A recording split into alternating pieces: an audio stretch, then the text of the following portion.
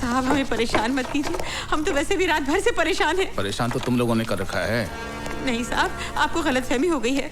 हम तो ईमानदारी और सच्चाई की जिंदगी जीने वाले गरीब लोग हैं साहब। बकवास बंद कर, हमें अपना काम करने दो। साहब ये देखिए AK-47 मिली है। क्या है? क्या है? अल्लाह जानता है, हमें कुछ नहीं मालूम। कुछ नहीं मालूम? ईमानदारी और खुददारी की जिंदगी जीते हो। सच्चाई ये है कि तुम लोग गैर कानूनी हथियारों की तस्करी करते हो। नहीं, हम पर ऐसा इल्जाम मत लगाइए। इल्जाम नहीं, सच्चाई है ये।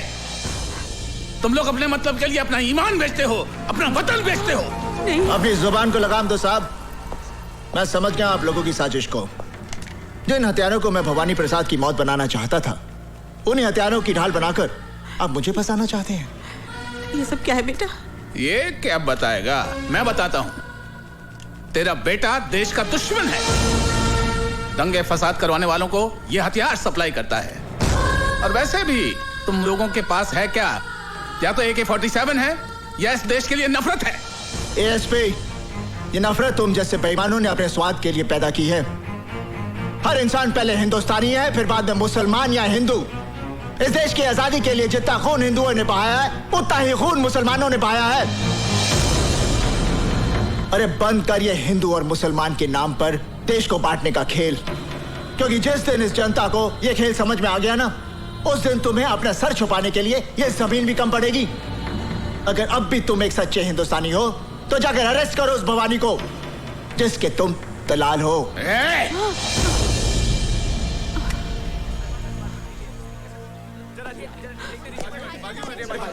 हुसैन, तमाम गवाहों और बयानों को मद्देनजर रखते हुए अदालत इस नतीजे पर पहुंची है कि मुजरिम हुसैन अवैध हथियारों का धंधा करता है।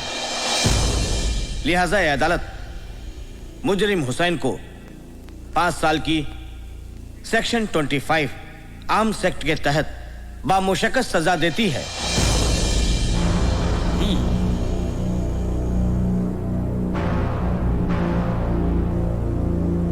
Now the court is adjourned.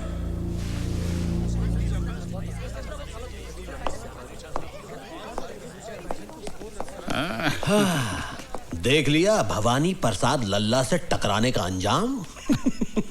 अपनी बर्बादी का बीज तूने बोया है, फसल मैं काटूंगा। जेल से छूटते ही तेरा नाम और निशान मिटा दूंगा। खुदा हाफिज।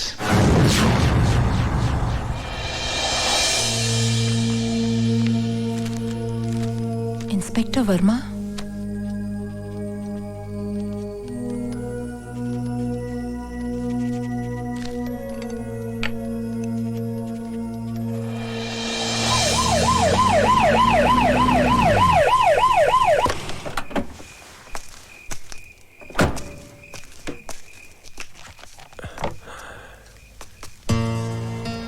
जी कहिए। मैं CBI ऑफिसर नीतू सिंह। आइए आइए, बैठिए बैठिए। आपको गोली लगी इस बात का बहुत अफसोस हुआ। ताजुब है, आजकल पुलिस वाले ही पुलिस वालों पर गोलियां चला रहे हैं। वो सब ठीक है, मगर आप मेरे पास क्यों आई हैं? CM मर्डर केस के चश्मदीद गवाह हैं आप। और फिर आपके साथ भी तो ज्यादती हुई है। क्या किया है पुलिस डिपार्टमेंट ने हमारे लिए? अरे मेरे पति को गोली लगी और कोई पूछने भी नहीं आया।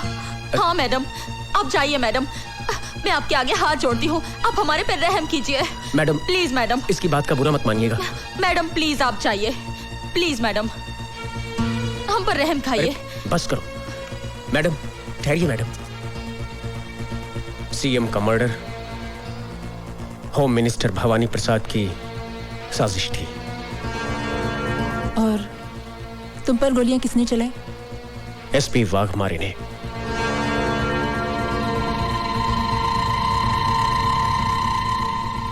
Thank you very much.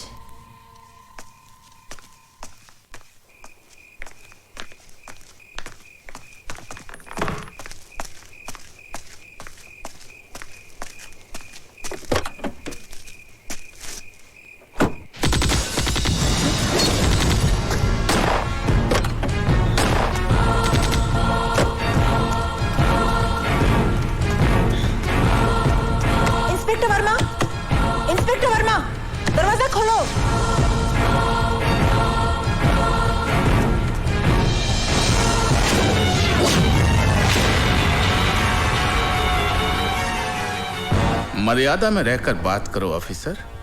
हमारी पोजीशन भी तुमसे कम नहीं है। आपकी पोजीशन का ख्याल करके ही मैं आपसे अदब से बात कर रही हूँ, वरना। बैठिए बैठिए, बैठ जाइए, घबराइए नहीं, बैठ जाइए। तरस आता है आप पर। हर सबूत है मेरे पास आपकी गिरफ्तारी का, वाघमारे साहब। अपने आप को कानून के हवाले कर दीजिए, इसी में आपकी। जितनी पावर तुम्हारे पास है ना, उतनी मेरे पास भी है। अगर हम लोगों को उनके ना किए हुए गुनाहों की कानूनी सजा दिलवा सकते हैं, तो अपने आप को कानूनी दांवपेच से बचाना बाएं हाथ का खेल है।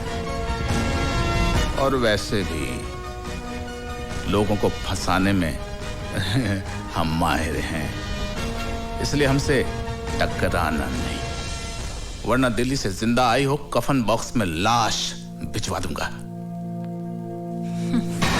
खराब हो गया का? अरे जिसकी तुम बात कर रही हो वो बहुत ही ईमानदार, होनहार और अच्छा अफसर है हमारी स्टेट का। वो काहे मारेगा इंस्पेक्टर को भाई? क्योंकि inspector Verma CM murder case का चश्मदीद गवाह था। ठीक है, कोई इंस्पेक्टर मर गया, उसका कत्ल हो गया, उसको किसी ने मार दिया, लेकिन जरूरी थोड़े ही है कि बाघ मारे नहीं उसे मारा। सर, सारी वारदात मेरी आंखों के सामने हुई है, कोई और उसे क्यों मारेगा? ए मैडम, EBPL भवानी प्रसाद लल्ला का स्टेट है, कोई तुम्हारा दिल्ली नहीं। यहाँ पर तुम मेहमान बनकर आई हो, मेहमान बनकर ही रहो, मालकिन बनने की कोशिश मत करो। और एक बात सुन लो, ये जो तुम ख्वाब देख रही हो ना कि तुम्हारे कंधों पर और तमगे लगाओगी, वो भूल जाओ, वरना जो तमगे लगे हुए हैं वो भी उतर जाएंगे और तुम्हारी वर्दी को तुम्हारा कफन बनाकर तुम्हें शमशान पहुंचा दूंगा हम। और नीतू सिंह जब कोई मिशन पर निकलती है तो कफन अपने साथ लेकर चलती है, या तो दुश्मन को पहना देती है या खुद पहनकर देश पर शहीद हो जाती है। चीफ मिनिस्टर का खून आपकी साजिश थी, क्योंकि आप सीएम बनना चाहते थे। ए सदा खामोश, बहुत बोल ली तू। अब मेरी बात सुन, तेरे उस स्वर्गीय सीएम को किसने मरवाया? हमने, भवानी प्रसाद लल्ला ने मरवाया। अब कर ले जो तू करना चाहती है, लेकिन एक बात याद रख, अपनी अम्मा को जरूर बता दियो, जो पहले ही अपने देशभक्त पति को खो चुकी है, कि बहुत जल्द वो अपनी इस औलाद से भी हाथ धोने वाली है। Now get out. I will get out, but I will also get you hanged for this. Challenge. Challenge. Challenge.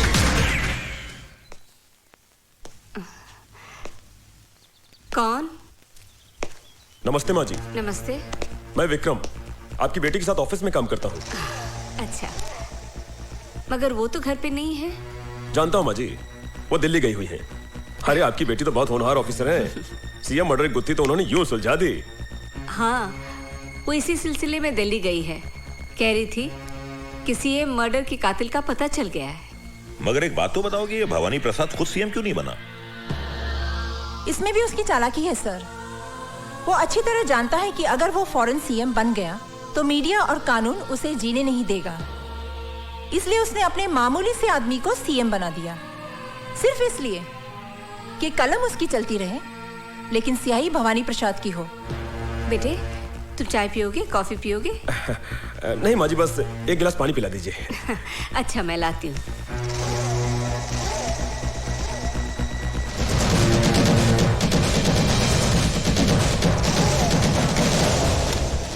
Sir, मैं बहुत जल्द भवानी प्रसाद और उसके साथियों को कानून के सामने एक्सपोज कर दूंगी। आइए माँ जी। लो बेटा, लो। वाह, क्या रंगरेलियां मनाई जा रही हैं। कौन? ये सब क्या हो रहा है? ये सब क्या हो रहा है? कौन है ये लोग?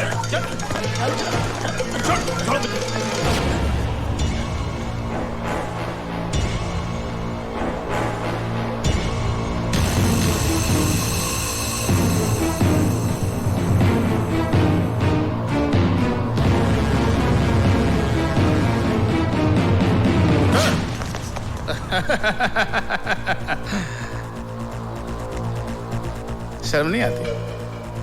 हाँ? कानून की रखवालों की माँ होकर एक मुजरिम से इश्क फरमा रही है, वो भी इस उम्र में। क्या बकवास कर रहे हैं आप? कौन है आप? एसपी वाघमारे। और मैडम, जिस आदमी से आप इश्क फरमा रही हैं वो जेल से भागा हुआ मुजरिम है। पता नहीं कितने जुर्म किए हैं इसने। ले चल ऐसे, चल अब। क्या? चल। सुनिए, सुनिए।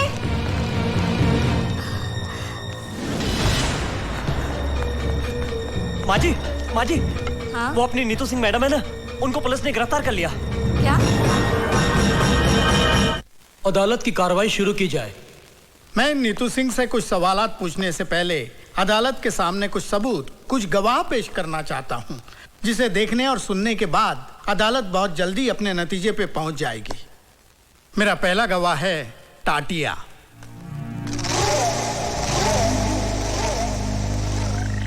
मैं जो कुछ कहूंगा सच कहूंगा और सच के सिवा कुछ नहीं कहूंगा।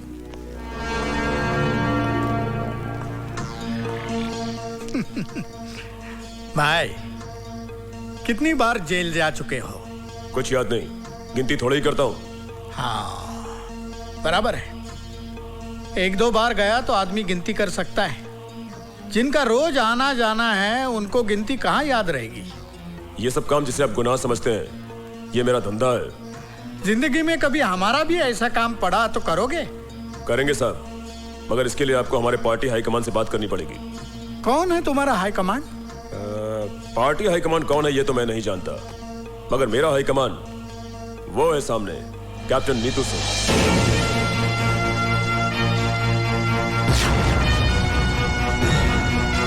हाँ, तो बताओ कि तुम नीतू सिंह के परिवार में किस किस को जानते हो? इनकी माँ को जानता हूँ, और जब भी पुलिस से बचना होता है तो मैं इनकी माँ के पास चला जाता हूँ।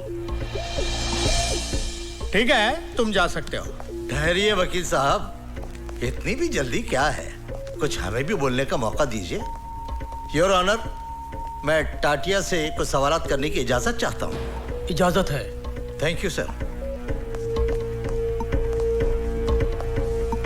टाटिया, तुम एक्टर तो बहुत अच्छे हो और बड़ी अच्छी एक्टिंग भी कर लेते हो। अब ये बताओ कि एक्टिंग करने के लिए तुमने कितने पैसे लिए थे?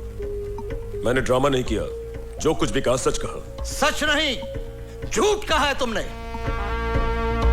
योर ऑनर, यह आदमी पेशावर मुजरिम है। चोरी, डकैती, लूट, खसोट, हत्या, अपहरण, यह इसका पेशा है और जेल से भागा हुआ मुजरिम है। ऐसे आदमी की गवाही कोई अहमियत नहीं रखती है। यह पैसे की खातिर एक नहीं 1000 झूठ बोल सकता है। मैं अपने मुअज़्ज़िज़ दोस्त से दरख्वास्त करूंगा कि अगर इनके पास कोई ठोस सबूत हो तो अदालत के सामने पेश करें।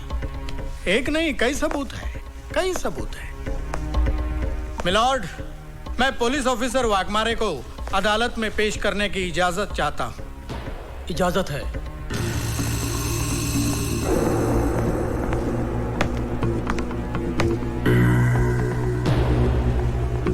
हाँ जी एसपी साहब, आप स्वर्गीय मुख्यमंत्री जी के चीफ सिक्योरिटी इंचार्ज थे और आपने हत्यारों को गिरफ्तार भी किया था। तो आप अदालत को बताएंगे कि हत्यारों को कैसे और कहां गिरफ्तार किया था? योर ऑनर, ये जो औरत नीतू सिंह कटघरे में खड़ी है, असली मुजरिम यही है। लेकिन आपके इस बात को अदालत कैसे मानेगी? हमारे वकील दोस्त कैसे मानेंगे कि ये बात सही है? कोई सबूत है आपके पास? सबूत है वकील साहब, और बहुत ही ठोस सबूत है। तुकाराम,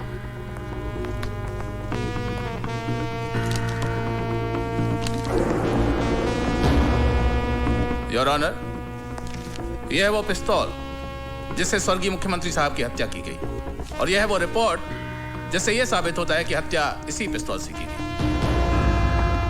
योर ऑनर, इस पिस्तौल पर मिले हुए उंगलियों के निशान इस औरत के साथी आतंकवादी टाटिया के हैं, जिसे इसके घर से गिरफ्तार किया गया। प्लीज।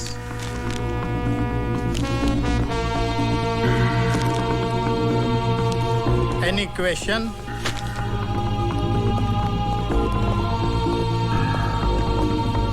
एसपी साहब, ये बताइए कि जब आपने नीतू सिंह के घर से टाटिया नाम के टेररिस्ट को गिरफ्तार किया जी, तो क्या उस वक्त नीतू सिंह घर में थी? जी हाँ, वो दिल्ली में थी। जी।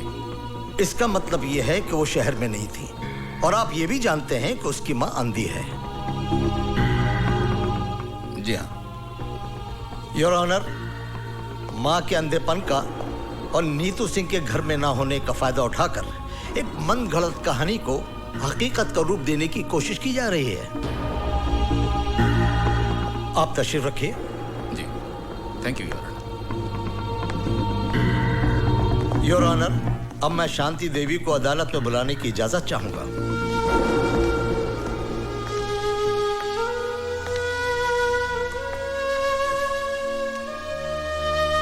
शांति देवी, आपके घर से जिस टाटिया नाम के आदमी को गिरफ्तार किया गया है, क्या उसके बारे में आप कुछ जानती हैं? मैं कुछ नहीं जानती। तो फिर ये आदमी आपको कब और कहां मिला? वो नीतू से मिलने हमारे घर आया था। घर आया था इसलिए इंसानियत के नाते मैंने उसे पानी पूछा। मैं पानी लाने अंदर ही गई थी कि पुलिस ने आकर उसे गिरफ्तार कर लिया। योर ऑनर, शांति देवी के अंधेपन का फायदा उठाकर इनके घर में टाटिया को भिजवाना, पिस्तौल रखवाना और टाटिया से ये कन्फेस कराना कि नीतू सिंह ही चीफ मिनिस्टर के हत्या की जिम्मेदार है। ठीक है, ऐसा हो सकता था, लेकिन ऐसा हुआ नहीं है।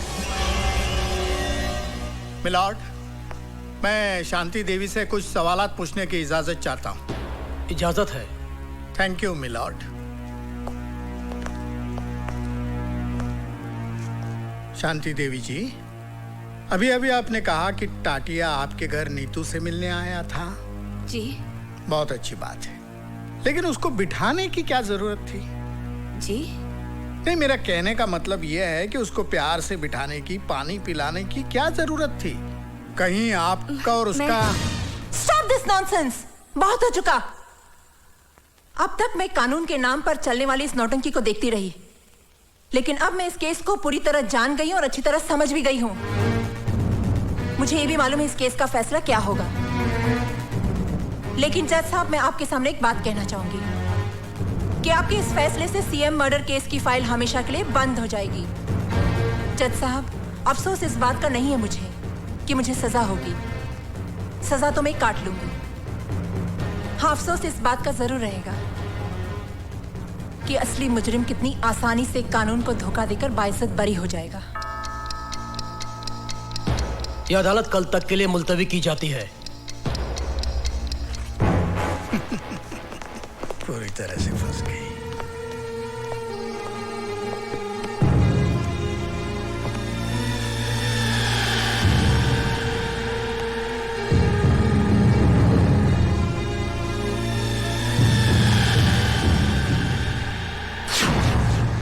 तमाम सबूत और गवाहों के बयानात को मद्देनजर रखते हुए यह साबित होता है कि चीफ मिनिस्टर सत्य प्रकाश की हत्या टाटिया ने की है।